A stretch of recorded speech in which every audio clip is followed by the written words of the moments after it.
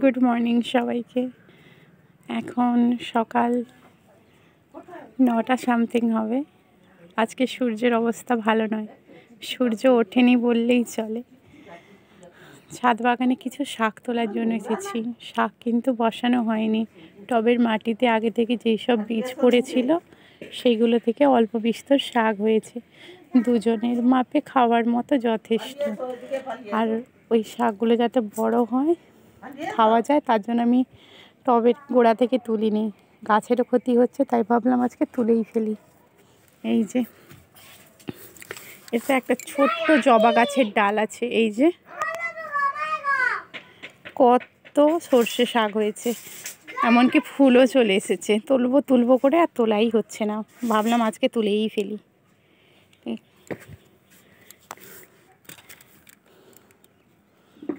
একদম গোড়া থেকেই তুলতে হবে, কারণ এগুলো তো আর রাখলে হবে না, গাছটার খুবই ক্ষতি হচ্ছে।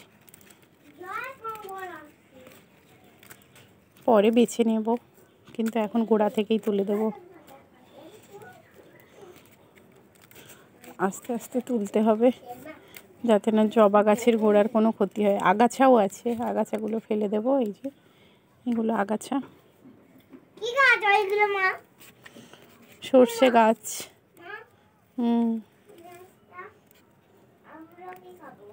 আমলকি ওখানটা পড়ে যাবে, ইট চাপানো আছে, পড়ে যাবে খোকন, সব উল্টে যাবে।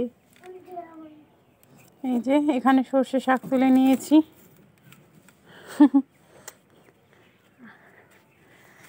এই যে লাল রঙ্গন গাছের গোড়াতেও হয়েছে, এখান থেকেও তুলে ফেলবো।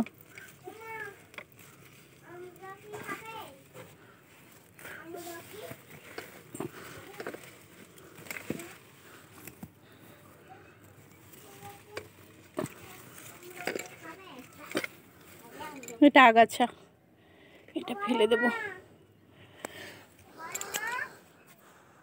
বড় মা নিচে চলে গেছে। এখানে দেখুন না, এতে কত ছোট ছোট হয়েছে। এগুলো আর একটু বড় হোক। এখানে দুটো গাঁদা গাছের চারা আছে, আর একটা চন্দ্রমল্লিকারও চারা আছে। এগুলো আর একটু বড় হলে তুলে ফেলবো। এখানেও আছে ছোট ছোট, কিন্তু এগুলো এখনো ছোট, আগাছাও হয়েছে।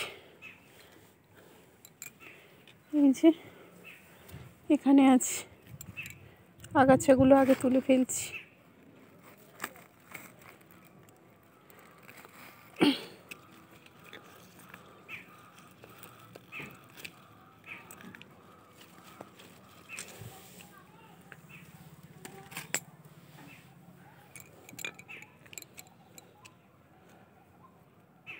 এই যে টব পরিষ্কার হয়ে গেল, টবের গোড়া।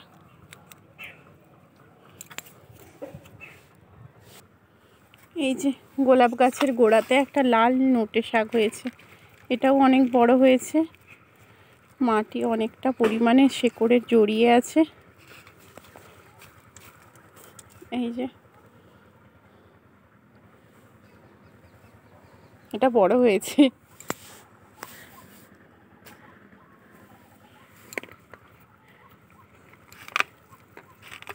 ওটা সব শক্তি টেনে নিচ্ছিল, তাই এই গোলাপ গাছটা বাড়ছিল না।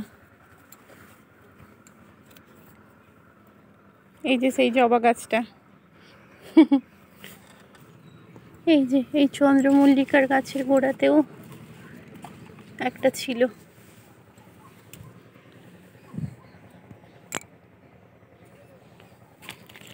এই গাঁদা গাছের গোড়াতেও একটা নোটে শাক ছিল। এটার আবার তুলবো করে তোলা হয়নি, তাই দানা দানা হয়ে গেছে।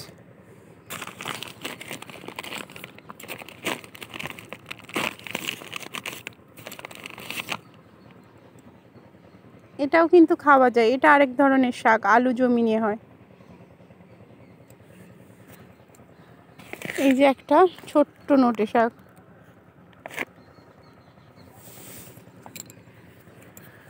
এগুলো তুলে ফেল।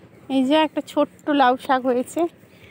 এই যে লাউ গাছ, এটা এখনো তোলার মতো কিছুই হয়নি, ছোট্ট এই কয়েকটা পাতা, এটা তুলবো না। এই যে এখানে কুমড়ো বীজ ছড়িয়েছিলাম, তাই কুমড়ো শাক হয়েছে। এখনও গাছগুলো যথেষ্ট ছোট, তাই একটা দুটো করে পাতা আমি তুলে নেব যাতে গোড়াটা পরিষ্কারও হয়ে যায়। এই যে বাস, আর তুলবো না। এই দেখুন, এগুলো কিন্তু বসাইনি, তাতেই কিন্তু এই কয়েকটা শাক আমি পেয়েছি। এগুলো বেচে আরও ঘরের ফ্রিজে কিছু শাক আছে, সেগুলো দিয়ে একসঙ্গে ভাজলে ভালো লাগবে।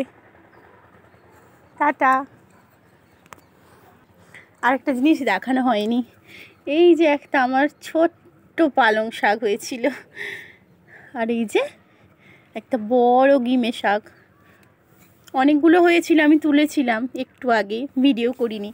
আমার ছেলে সব ওপর থেকে নিচে ফেলে দিয়েছে, তাই ভাবলাম এগুলো তুলে ফেলি।